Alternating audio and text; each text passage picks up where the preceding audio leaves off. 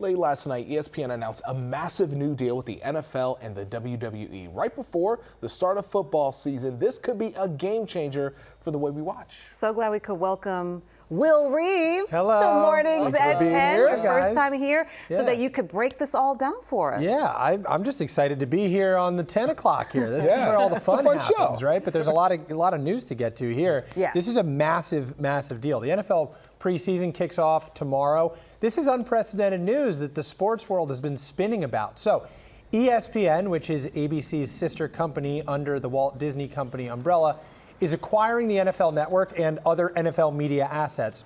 And in exchange, the NFL will take a 10% equity stake in ESPN. Disney CEO Bob Iger says the announcement, quote, paves the way for the world's leading sports media brand and America's most popular sport to deliver an even more compelling experience for NFL fans in a way that only ESPN and Disney can. And NFL Commissioner Roger Goodell says the deal will provide, quote, more NFL football for more fans in new and innovative ways. So some particulars of the deal here, Pedro, you were just asking me about the fantasy aspect.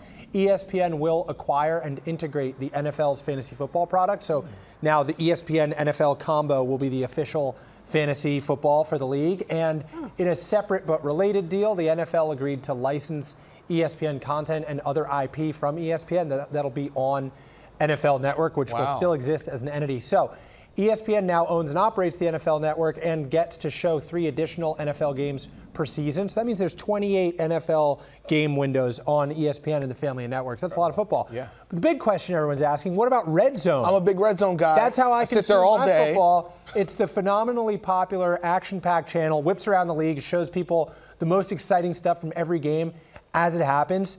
Don't worry, it's not going anywhere.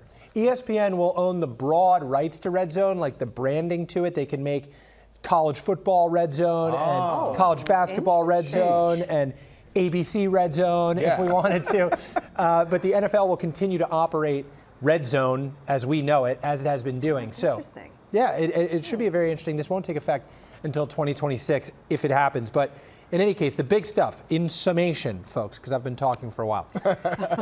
ESPN owns and runs the NFL Network now. Red Zone should be the same as it kind of ever has been. And the NFL gets 10% equity in ESPN, and that is the first time a major sports league has had part ownership of a broadcast partner. And I mentioned it's going to take a while to get this through with regulations and all of that, so this won't really take effect until 2026, which also happens to be the year that ESPN and its new partnership with WWE will happen. The wrestling fans, now ESPN is the exclusive U.S. home of all the premium live events